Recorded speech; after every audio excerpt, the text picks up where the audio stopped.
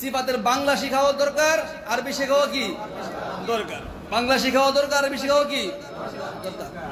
এই জন্য আমরা সবসময় সিফাত শেখার সময় খেয়াল করব যে আরবি শেখার পাশাপাশি বাংলাও কি করব, শিখবো এবং বিষয়টা বুঝবো। বিষয়টা কি বুঝবো যে এখানে যে বলছে ছয়টা সিফাত, জাহার, এরপরে রিখওয়া, ইস্তিআলা, ইতবাক, ইসমাত, ইস্তিতলা, ছয়টা আসলে কি? ছয়টা বোঝার তরিকা দুইটা। একটা হলো যেমন বাচ্চারা মাখরাজ মুখস্থ পারে কিন্তু তেলাওয়াতের মধ্যে কি করতে পারে না, ফিট করতে পারেন না। এখন আপনি যদি ওই রকম শিখেন তাহলে কোনো ফায়দা হবে না। একটা ছেলে মাখরাজ মুখস্থ বলতে পারে সবগুলা, কিন্তু তেলাওয়াতের মধ্যে সে একটাও ফিট করতে, এ শেখাতে কোনো মানে আছে? আরেকজন সিফাত পারে, সিফাত কি পারে, তারা যদি বলেন সিফাত বলেন, সে বলে যে একটানে বলতে পারে হামস, জাহার, সিদ্দা, রিখওয়া, ইস্তিআলা, ইতবাক, ইনফিতা, ইজলাক, ইসমা, সফির, কলকলা, লিন, ইনহারাফ, তাকরার, তাফাশি, ইস্তিতওয়ালা, সে বলে ফেলছে। তার মানে কিন্তু সে সিফাত পারলে কি তেলাওয়াত কি হবে না, শুদ্ধ হবে না। তার বুঝতে হবে কোনটা কি, কোনটা কোন জায়গা থেকে আদায় করতে হয়, ইস্তিআলা কোন জায়গা থেকে আদায় করতে হয়, তারপরে ইনফিতাহ কোন জায়গা থেকে আদায় করতে হয়, তারপরে ইস্তিতলা কোন জায়গা থেকে আদায় করতে হয়, ইতবাক কোন জায়গা থেকে আদায় করতে হয়, বুঝতে হবে না? এই বোঝাটা অত্যন্ত জরুরি। আপনি যেখানে বুঝবেন না সেখানে অফ, সেটা বুঝবেন, একজনকে জিজ্ঞাসা করবেন যে ভাই এটা ইস্তিতলাটা কিভাবে আদায় করতে হয়। না বুঝে যদি আপনি আগায় যান তাহলে হবে না। আপনি একজন না পারলে আরেকজনকে জিজ্ঞাসা করেন, আরেকজনকে জিজ্ঞাসা করেন, আপনি পরামর্শ করেন যে ইস্তিতলা আমি বুঝতেছি না, এটা কিভাবে, তুমি কেমন আদায় করো। আপনি বুঝলেও না বুঝলে বান করেন, বুঝলেও কি না বুঝলে বান করেন যে আমি তো এটা ভালো করে বুঝতেছি না, আপনি এটা কিভাবে বুঝেন। তো উনি দেখবেন যে বলবো, তখন আপনি শিওর হইবেন যে এটা আসলে এভাবে উচ্চারণ করতে হয়। এটা ছাত্রদের একটা সিফাত যে সে জানলেও, যারা ভালো ছাত্র তারা জানলেও জিজ্ঞাসা করে, জানলেও কি করে জিজ্ঞাসা করে বা এটা কি হোক কিভাবে হবে। একজনে জিজ্ঞাসা করে সে শিওর হয়েছে, তারপরে আবার একজনে জিজ্ঞাসা করে। আরবরা এরকম করে জিনিসটাকে ভালো করে বুঝার জন্য, ভালো করে বুঝার জন্য। এখন আপনি না বুঝে শুধু মুখস্থ করলেন, কোনো ফায়দা হবে না। এই জন্য কোরআনকে শুদ্ধ করার জন্য যেটা প্রয়োজন, একটা হরফের কয়টা বিষয় বললাম। প্রথমে হরফের কাইফিয়ত, এক নম্বর হরফের কাইফিয়ত, দ্বিতীয় নম্বর হরফের মাখরাজ, তৃতীয় নম্বর হরফের সিফাত। এই তিনটা বিষয় জানলে একটা হরফ পরিপূর্ণ আদায় হবে। এখন যদি আপনি মাখরাজ শিখার পরে ইস্তিতলা ছেড়ে দিলেন, ইস্তিআলা ছেড়ে দিলেন দোয়াদের মধ্যে, তাহলে ওই হরফটাই পাল্টাই যাবে, পাতলা হয়ে যাবে। আপনার সোয়াদের মধ্যে যদি আপনি ইস্তিআলা ছেড়ে দেন তাহলে হবে ইহদিনাস সিরাতাল মুস্তাকিম, হবে ইহদিনাস সিরাতাল। সিরাতাল বলে নামাজ হবে না, নামাজ হবে না। কেন এটা হয়েছে? আপনি ইস্তিআলা ছেড়ে দিয়েছেন। ইহদিনাস সই যদি জিহ্বার গোড়া উঠাইতেন তাহলে কি হইতো, সদ হইতো। তাহলে সদের মধ্যে কেউ যদি ইস্তিআলা ছেড়ে দেয় তাহলে কি হবে, কি হয়ে যাবে, পাতলা হয়ে যাবে। কেউ যদি সদের সিফাতের মধ্যে ইস্তিআলা ছেড়ে দেয় তাহলে কি হবে, কি হয়ে যাবে, পাতলা হয়ে যাবে। এই জন্য প্রত্যেকটা সিফাত ভালো করে বুঝতে হবে। আচ্ছা আমি আপনাদেরকে বলি, জাহার অর্থটা কি বলেন তো সবাই? জাহার অর্থ কি? বাতাস বন্ধ। বাতাস কেমনে বন্ধ করে? একটা বাতাস চালু হয়ে যাবে, দেখেন। আচ্ছা আস, আস, আত, এই যে আছে কি না, না নাই। হামসটা হলো, দেখবেন মানুষ যখন রাত্রেবেলা বিভিন্ন ঘরের মধ্যে বিভিন্ন বাসায় চুরি করতে যায় তখন সে আস্তে আস্তে হাঁটে, যেন তার আওয়াজ দুনিয়ার কেউ না শোনে। তারপরেও আস্তে আস্তে হাঁটার কারণে দেওয়ালের পাশে যিনি ঘুমায়া ছিলেন তিনি সজাগ ছিলেন, তিনি চিন্তা করতেছে একটা লোক তো যদি হাঁটতেছে, এত সতর্ক, তারপরেও কি এই লোকটা বুঝতে পারতেছে যে পাশে, ঘরের পাশে একটা লোক কি আস্তে আস্তে হাঁটতেছে। কত চেষ্টা করলো সে যে এটা যেন কেউ না শুনে, তারপরেও কি একটা আওয়াজ, মানে হাঁটার একটা আওয়াজ কি আছে, হাঁটার একটা আওয়াজ আছে নাকি নাই? ফালা তাসমাউ ইল্লা হামসা, আছে না কোনো? ফালা তাসমাউ ইল্লা হামসা। এখন এই লোকটা যে হাঁটতেছে তার আওয়াজ যেন কেউ না পায়, তারপরেও কিন্তু একটা আওয়াজ, হাঁটার একটা আওয়াজ কি আছে। আমরা সিফাতের এই হামস আদায় করব। হামসের জন্য অনেক মুরব্বীরা বলেন যে কাফ এবং তার মধ্যে হামস না করা ভালো, অনেকে করেই না। কিন্তু করতে হলে পরিপূর্ণ জানতে হবে, পরিপূর্ণ কি করতে হবে। আমরা যদি বলি আত তাহলে এটা হরফ হয়ে গেছে আরেকটা। আমরা যদি বলি আত, আরেকটা হরফ হয়ে গেছে, সিন হয়ে গেছে। এটা আত, এই যে অনেক, এটাকে বলে হামস। আত, এটা বলে হামস। আত, এটা বলে হামস। যদি বলি আত, এটা কি হইল? হামস হয়েছে? হামস হয় না কিন্তু। আমরা যদি বলি আত, আত, এটা হলো হামস। তাহলে এটা না হওয়া হইলো জাহার, এটা না হওয়া কি জাহার, এটা না হওয়া কি জাহার। তাহলে বাতাস বন্ধ হয় হামসে নাকি জাহারে? জাহারে। আর বাতাস চালু থাকে হামসে। তাহলে দোয়াদের মধ্যে 1 নম্বরে কি জাহার, 1 নম্বরে কি জাহার। আর সিফাত শুরু হয়েছে কোন জায়গা থেকে? হামস। তাহলে হামস অর্থ কি? বাতাস চালু। হামস অর্থ কি? বাতাস চালু। কিভাবে করবেন? আত এরকম নাকি আত? আত যদি বলেন আত, কি হইল? তার সিন হইল। সিন হইলে কি? লাহানে জুহলি। আরেকটা হরফ বাড়াই দিয়েছেন আপনি। তাহলে আত, খেয়াল করুন, আত হামস, এটাকে বলে হামস। মনে থাকবে? এরপরে বলেন হামসের পরে জাহার। জাহার অর্থ কি?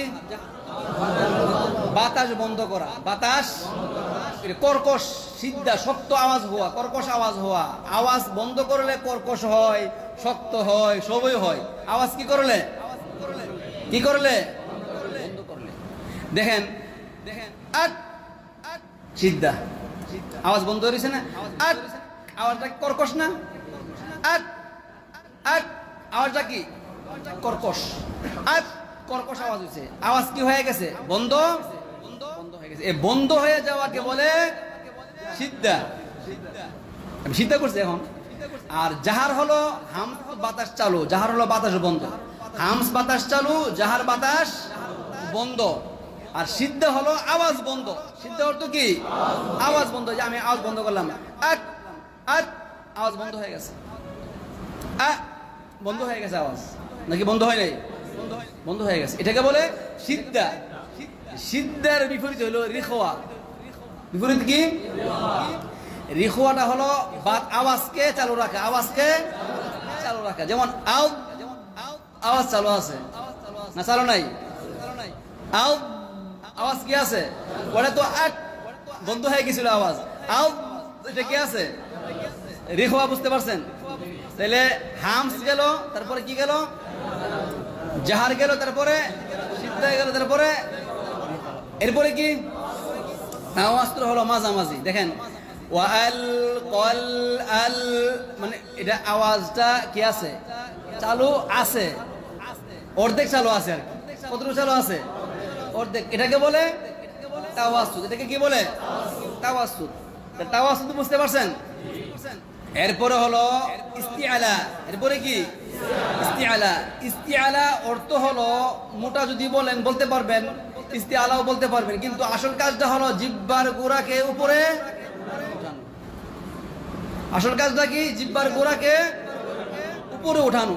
জিহ্বার গোড়া উপরে উঠলে হরফটা কি হবে? মোটা হবে। জিহ্বার গোড়া উপরে উঠলে হরফটা কি হবে? মোটা হবে। তাহলে ইস্তিআলা বুঝতে পারছেন না? বুঝার বাকি আছে? এরপরে হলো ইস্তিফাল। ইস্তিফাল ইস্তিআলার বিপরীত, মানে জিহ্বার গোড়া নিচে থাকবো। জিহ্বার গোড়া কি থাকবে? নিচে থাকবে। আপনি বলছেন আবে, জিহ্বার গোড়া কই আছে? আবে, আবে। জিহ্বার গোড়া কোথায় আছে? আবে। জিহ্বার গোড়া কোথায় আছে? নিচে। আবে, ইবে, উবে। জিহ্বার গোড়া নিচে আছে না? আর আও, এখন জিহ্বার গোড়া কই আছে? জিহ্বার গোড়া কই আছে? বিষয়গুলা খুবই লক্ষণীয়।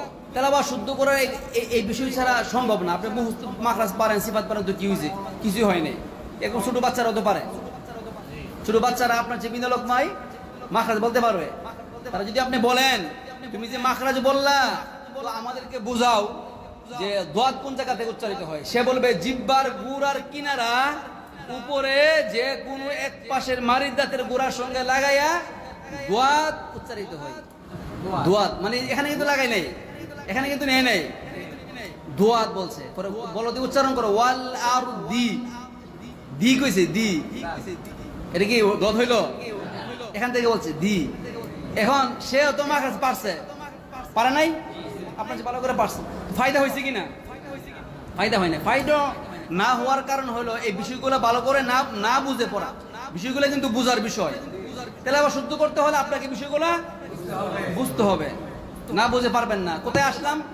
ইস্তিয়ালের পরে ইস্তিফাল, তারপরে হলো ইতবাক। ইতবাক অর্থ হলো জিহ্বার মধ্যখানকে তালুর সাথে মিলানো, জিহ্বার মধ্যখানকে তালুর সাথে মিলানো। মিলান তো দেখি দোয়াদের মধ্যে, ওয়াল আরদু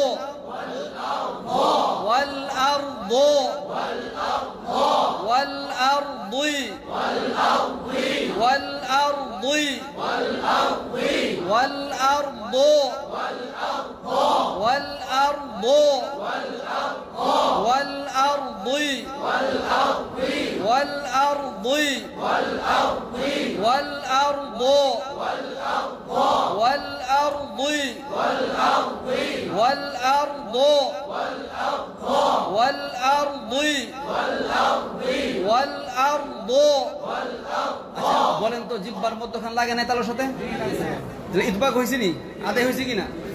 আদায় করে করে বুঝতে হবে। যেটাই বুঝবেন না সেটা বোঝার চেষ্টা করেন, প্রশ্ন করেন, জিগান একজনকে। তারপরেও না বুঝে কি আগানো যাবে না।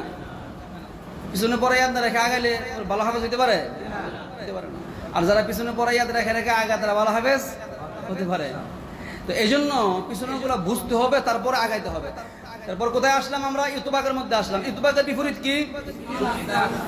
ইনফিতা অর্থ হলো জিহ্বার মধ্যখানকে নিচের দিকে বিছায় রাখা। জিহ্বার মধ্যখানকে নিচের দিকে বিছায় রাখা। যে বলেন আবে, জিহ্বা কোন দিকে আছে? আর ওই সময় আর বো কয়া ছিল। তাহলে জিহ্বার অনেক কারুকাজ আছে। জিহ্বার অনেক কারুকাজ কি? কারুকাজ আছে। ওয়ালিসানাও ওয়া শাফাতাইন আছে কি না কোরআনের মধ্যে? আছে। কোরআনের মধ্যে এটাও আছে, লা তুহাররিক বিহি লিসানাকা লিতাআজালা বিহি ইন্না আলাইনা জামআহু ওয়া কুরআনা ফাইযা ক্বরানাহু ফাত্তাবি' কুরআনা। তো খেয়াল করতে হবে আমরা কিভাবে পড়তেছি। বুঝতে পারেন নাই? যারা খেয়াল করবো না, মনে করবো যে আমি তো বুঝতেছি, তাজবিদি কিতাব তো আছেই, ইনশাআল্লাহ পরে বাসায় যা শিখে ফেলুম, তারা পারবে? আল্লাহ রাব্বুল আলামিন এই বিষয়ের উপরে বলছেন নবীজিকে যে কোরআনকে বোঝার জন্য, কোরআনকে আয়ত্ত করার জন্য পেরেশানি হওয়ার কারণ নাই। আপনি জিবরিল আলাইহিস সালাম যখন বলে তখন ভালো করে খেয়াল করে শুনেন। আপনারা কি করবেন এখন? আপনারা কি করবেন? এটা তো আমাদের জন্য শিক্ষা নাকি? যিনি মস্ক করাবেন তার দিকে খুব মোতাবজ্জ হয়ে খেয়াল করা। কিভাবে বলতেছে? বই ব কিভাবে বলতেছে ভালো করে খেয়াল করেন। ভালো করে খেয়াল করার বিষয় কিন্তু আমি যেরকম আমি বললাম ওয়াল আর দুই, আর আপনি বলেন ওয়াল আর দি, বলুনি হয়েছে? আমি যেভাবে বলি ঠিক সেভাবে বলতে হবে। ওয়াল আর দুই ওয়াল আর দো ওয়াল আর দো ওয়াল আর দুই ওয়াল আর দুই ওয়াল আর দো ওয়াল আর দো ওয়াল আর দো ওয়াল আর দুই ওয়াল আর দুই। আচ্ছা বলেন, ইতবাকের সময় জিহ্বার মধ্যখান তালুর সাথে মিলবে, তাই না? আর ইতবাকের বিপরীত ইনফিতাহ। ইনফিতার কাজ হলো জিহ্বাটাকে নিচের দিকে বিছায় রাখা, পৃথক রাখা, উপর তালু না লাগে, নিচের দিকে বিছায় রাখা। দেখেন বা বলেন তো, জিহ্বা নিচের দিকে বিছানো আছে না? বো এখন কাজ কি? উপরে লেগে গেছে। তাহলে ইতবাক বুঝতে পারছেন। এরপর ইতবাকের বিপরীত হলো ইনফিতাও। কি বুঝতে পারেন নাই? আচ্ছা এরপরে কি?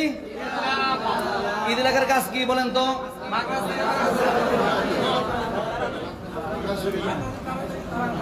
দ্রুত উচ্চারণ করতে হবে। কিরকম? যেমন আবে, ইবে, উবে।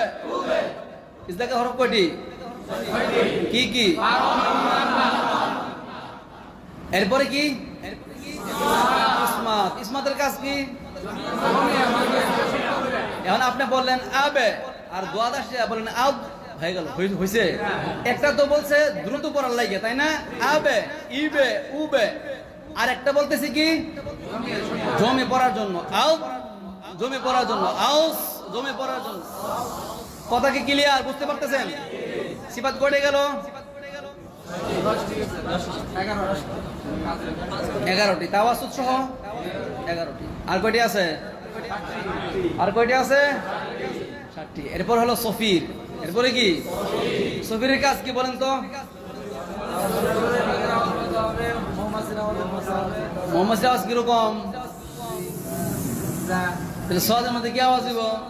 তাহলে পাখি 3টা হবে নাকি? সদ একরকম, সিন একরকম, জা একরকম, ঠিক আছে না? সফির হরফ কয়টি? 3টি।